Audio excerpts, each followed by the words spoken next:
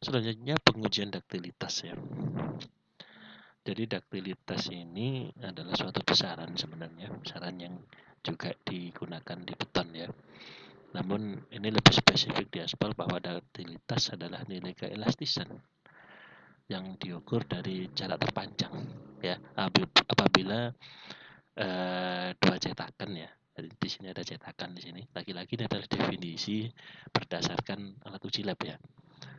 Ditarik sebelum putus pada suhu 25 derajat Celcius dengan kecepatan 50 mm per menit. Nah, jadi itulah yang disebut daktilitas di pengujian aspal ini ya. Jadi ada beberapa cetakan ya sebenarnya ya. Jadi di sini terlihat dua. Bentuknya seperti ini ya. Bentuknya seperti ini dan di sini bentuknya cetakannya itu seperti angka 8 ya, tapi yang bagian tengahnya agak meramping seperti ini ya. Lagi-lagi ini diisi suatu aspal yang panas ya, yang cair, kemudian sampai batas tertentu. Nah, kemudian cetakan ini ditarik ya. Jadi ini tidak menyatu sebenarnya ya. Jadi ketika aspalnya sudah tercetak seperti bentuk itu, nah itu ditarik seperti ini ya. Jadi memang alatnya panjang sebenarnya. Nah, aspal mempunyai sifat keelastisan di mana ketika ditarik dia itu tidak langsung putus ya. Jadi dia bisa mulur seperti ini. Jadi yang hitam ini ya, yang hitam ini adalah aspalnya ya. Dia akan ditarik sampai bagian tengahnya itu setipis benang ya. Jadi ini bisa panjang sekali memang. Ya. Dan lihat ini alatnya ya, alatnya pun ada beberapa meter ini ya. Ditarik sampai seperti itu. Nah, kita lihat nanti putusnya di mana ya. Nah, daktilitas digunakan untuk mengetahui ketahanan aspal terhadap retak dan penggunaannya sebagai lapis perkerasan. Jadi kita perlu mengetahui seberapa tahan sih si aspal itu terhadap keretakannya. Aspal dengan daktilitas rendah mengalami retak-retak dalam penggunaannya karena lapisan perkerasan mengalami perubahan suhu. Nah, ini juga sudah saya singgung tadi bahwa perkerasan jalan atau jalan yang setiap hari kalian lewati itu juga memiliki risiko keausan terhadap suhu yang tadi disebabkan oleh reaksi oksidasi itu juga ya. Oleh karena itu daktilitasnya perlu tinggi ya. Jadi ini daktilitasnya sebenarnya ada hubungannya dengan keawetan aspal ya. Jadi ujinya seperti ini. Ini juga sangat menarik uji ini karena kita bisa melihat sampai seberapa sih keelastisan campuran aspal yang kita cetak gitu ya di lab. Berat jenis ya. Nah, ini sebenarnya standar ya. Berat jenis aspal itu ya seperti material-material lainnya ya. Jadi seperti pada umumnya berat jenis merupakan perbandingan bobot dan volume ya. Selalu seperti itu ya. Tak peduli apapun materialnya, ketika bicara berat jenis tentu saja perbandingan antara bobot dan volume ya. Cara pengujiannya pun umum ya, yaitu dengan menggunakan zat cair berupa air ya. Maksudnya kok zat cair berupa air bagaimana? Nah, kita tahu di pengujian berat jenis semen zat cairnya itu tidak air. Karena semen sama air kan bereaksi. Zat cairnya waktu itu adalah kerosin atau bahkan minyak tanah ya. Aspal tidak larut dalam air sehingga kita tidak perlu menggunakan kerosin ya, seperti pengujian berat jenis semen. Aspal yang diuji berat jenisnya adalah aspal cair yang sudah dingin ya. Jadi aspal dituangkan ke dalam keadaan cair dalam wadah lalu ditunggu sampai mendingin lalu ditimbang ya. Jadi kita tidak mengukur beratnya aspal yang panas ya. Beratnya aspal yang panas itu karena kekentalannya menurun ya, itu dia bisa jadi lebih ringan. Oke.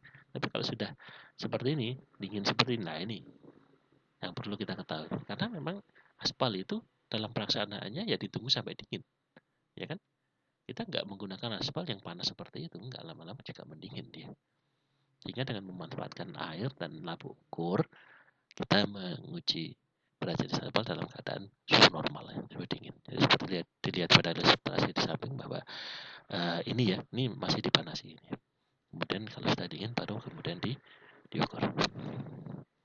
Kentalan, nah ini dia. Ini adalah kata lainnya dari viskositas ya. Nah, sekali lagi definisinya berdasarkan pengujian adalah waktu yang diperlukan oleh cairan aspal mengalir pada labu penampung alat psikometer ya. Jadi ini alat psikometer. Ya. Jadi dialirkan sejumlah aspal ya dengan suhu tertentu dengan alat ini ya. Kemudian dilihat waktu yang dibutuhkan untuk dia mengalir itu lebih cepat yang mana, pada suhu berapa. Ya. Pengukuran ini bisa dilakukan pada berbagai suhu berbeda. Umumnya semakin tinggi suhu aspal, maka semakin cair wujudnya dan semakin cepat waktu yang dibutuhkan untuk mengaliri alat psikometer. Dengan kata lain, ya, makin panas suatu aspal, makin rendah viskositasnya ya. Jadi viskositas itu kekentalan, makin tinggi viskositas, makin kental dia. Oke. Kalau kemudian encer, viskositasnya berarti rendah.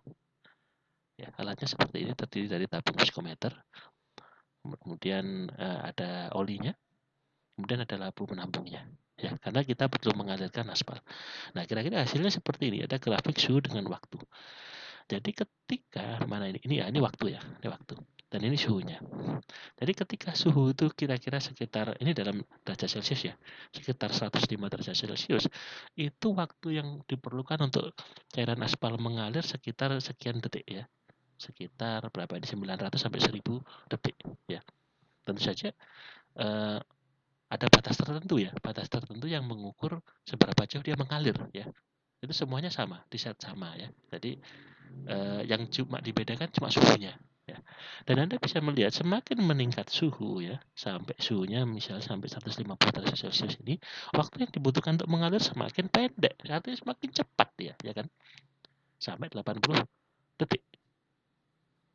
Seperti itu. Jadi jaraknya mengalir sama, suhunya dibeda-bedakan, kemudian dicatat waktunya.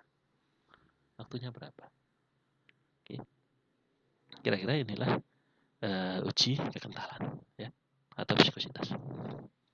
Nah, kemudian seperti juga dengan beton ya, ada juga uji kekuatannya.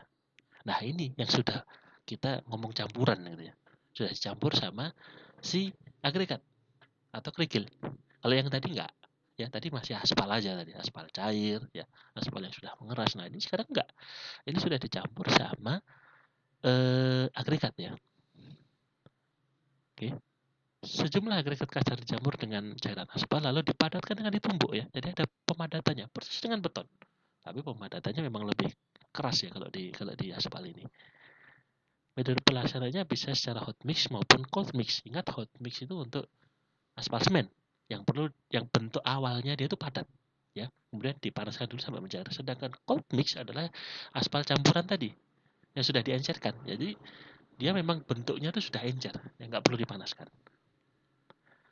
Kemudian dicampur dengan kerikil ya, atau agregat kasar. Sampelnya juga berbentuk silinder dan pengujiannya secara memanjang seperti uji tarik belah. Nah, ini bedanya di sini ya. Jadi ini pembuatannya ya, ditumbuk sampai bentuknya jadi silinder seperti ini ya. Nah, tapi pengujiannya itu ditekannya tidur ya, secara tidur. Ya, jadi ini alat-alat pengujinya ya. Ini namanya Poffing ring ya. Ini namanya Poffing ring. Ini untuk membaca seberapa besar bebannya. Oke. Nah, sampelnya yang berbentuk silinder itu dididurkan seperti ini. Jadi tidak berdiri seperti ini ya. Ini saya anggap ini berdiri tegak gitu ya. Tegak. Nah, kemudian ini dijungkirkan ya. Berbentuk secara tidur seperti ini. Nah, kemudian baru ditekan. Ini mirip settingnya seperti pengujian tarik belah pada beton. Ya. Seperti ini. Metodenya seperti ini. Kemudian ditekan sampai kemudian dia split atau terbelah. Ya. Ini adalah uji kekuatan campuran aspal dengan agregat.